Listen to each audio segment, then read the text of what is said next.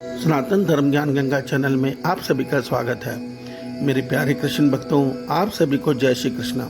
श्री भगवान आप सभी का जीवन आनंदमय, मंगलमय, भक्तिमय तथा धर्म की राह में प्रशस्त करें, ऐसी मेरी श्री भगवान जी से प्रार्थना है। मेरे प्यारे कृष्ण भक्तों, सनातन धर्म ज्ञान गंगा चैनल में आज हम श्रीमद् भगवद गीता ज्ञान के अध्याय 3 के श्लोक 33 को परमात्मा श्री कृष्ण जी की कृपा से ही समझने का प्रयास करते हैं। जय श्री कृष्णा।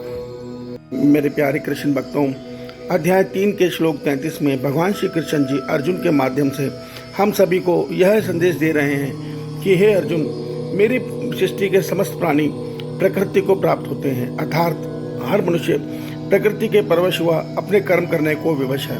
ज्ञानमान भी अपनी प्रकृति के अनुसार चेष्टा करता है। फिर अर्जुन इस संसार में किसी का हट क्या करेगा।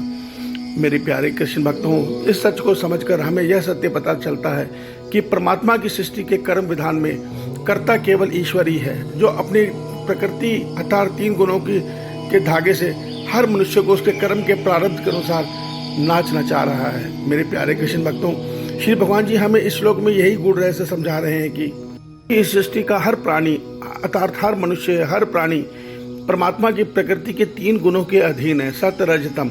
इसके विषय में हम पिछले वीडियो में लगभग हर वीडियो में समझते हैं, क्योंकि परमात्मा की सृष्टि ये 3 गुण ही ऑपरेट कर रहे हैं, अर्थात यही 3 गुण ही संचालित कर रहे हैं। तो इसलिए हर श्लोक में इनका अर्थ लगाना जरूरी हो जाता है। तो भगवान श्री कृष्ण जी आज हमें यही बता रहे हैं कि प्रकृति का हर प्राणी इन गुणों के अधीन है। जो जिस गुण के अधीन है वो उसी गुण के अनुसार कर्म करने को बाध्य है, उसमें किसी का हट काम नहीं करेगा। देखिए, यहाँ पे एक उदाहरण से बात करते हैं। सात्विक गुणी मनुष्य का गुण है, वो दूसरों की निस्वार्थ भाव में सेवा करता है। उसको देखा देखिए अगर एक राजस गुणी मनुष्य जिसके मन में लोभ और स्वार्थ है, वो भी कहता है कि नहीं, अब मैं भी संसार की सेवा करूंगा, तो वो अपने संसार की सेवा में मान लो अन्न का भंडारा करता है या द्रव्य दान करता है, अर्थात धन का दान करता है, तो वो अपने इस कार्य का प्रचार करता है या ईश्वर को मन में बोलता है कि देखो प्रभु, मैंने इस काम को किया, अब आप मेरा काम भी सुलभ कर देना। अर्थात उसकी भावना निस्वार्थ नहीं रह पाती। क्यों? क्योंकि जो राजस गुण उसके मन में बैठा है वो उसकी भावना को निस्वार्थ नहीं होने देगा। तो मेरे प्यारे कृष्ण भक्तों, भगवान श्री कृष्ण जी हमें ये बता चुके हैं अध्याय 2 के श्लोक 47 में कि कर्म का फल नहीं होता, कर्म के भाव का फल होता है। अर्थात मनुष्य जिस भाव में कर्म को करता है उसी भाव का फल उसको मिलता है। मनुष्य सात्विक गुण में कर्म करेगा तो उसको सात्विक फल मिलेगा, सात्विक गुण का फल मिलेगा। राजस गुण के भाव में कर्म करेगा तो उसको राजसी फल मिलेगा, और अगर वो तामसी गुण के प्रभाव में गुण में भाव में कर्म करेगा तो उसको तामसी फल मिलेगा।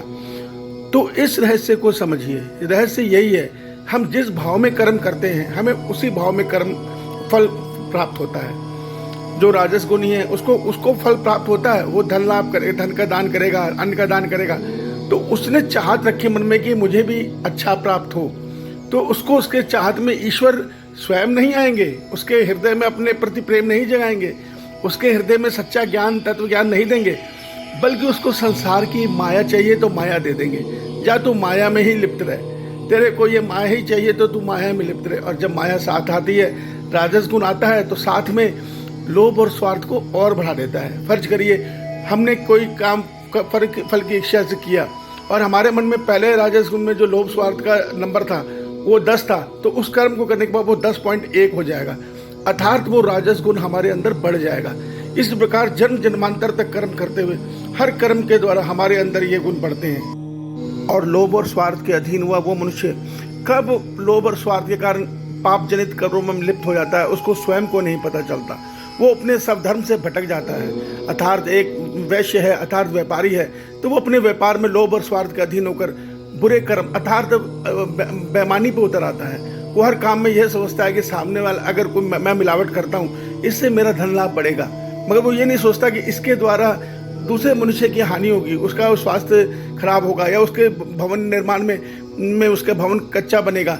तो इन चीज़ों को वो नहीं सोचता और वो इस तरह से गंदे कर्म करते हुए कब राजसी से तामसी बन जाता है उसको पता नहीं चलता। यहाँ पे शुरू होती है परमात्मा की प्रकृति का तीसरा गुण।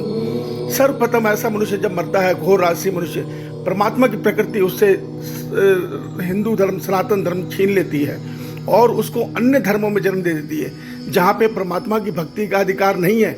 वो ओम की ध्वनि नहीं कर सकता, ओम की पूजा नहीं कर सकता, वो परम पिता परमेश्वर की पूजा नहीं कर सकता, बल्कि उनसे द्वेष करेगा। वो मरे हुए लोगों को पूजेगा, जो लोग संत है, पैगंबर हैं, जो भगवान का संदेश लेके आते हैं, उन तक उनकी पहुंच रह जाती है। इस सत्य को समझिए। और वहाँ ये तामस गुण अज्ञान का गुण है।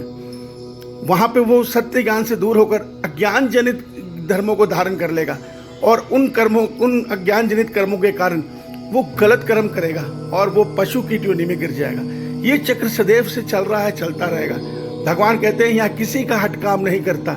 कोई कहे, कोई राम नाम जपते रहे मगर कर्म से बुरे कर्म करता रहे, लोभ ना छोड़े, स्वार्थ ना छोड़े, तो वो राम नाम जपना भी व्यर्थ हो जाएगा। तो इसीलिए भगवान कहते हैं कि श्रीमद् भगवद गीता में कि पहले तो तुम ये समझो अध्याय पहले में कि तुम अध्याय 2 में तुम आत्मा हो। देखते फिर ये समझाते हैं कि तुम इस आत्मा से इस शरीर के लिए जो कुछ भी करोगे वो सब व्यर्थ है, वो इसी संसार में रह जाएगा। मगर जब तुम इस आत्मा से परमात्मा से मिलने का प्रयास करोगे कर्मयोगी बन के, तब तुम्हारा प्रयास सार्थक होगा।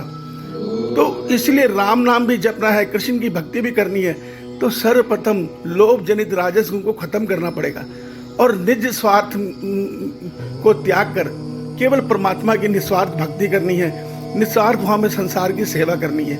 ये 2 चीजें हमें ऊपर उठाएंगी और हमें धीरे धीरे ईश्वर के नजदीक लेके जाएंगे। भगवान के समझाने का तात्पर्य यही है। मेरे प्यारे कृष्ण भक्तों, इस सत्य को समझो। बाकी हम अगले श्लोक में समझेंगे।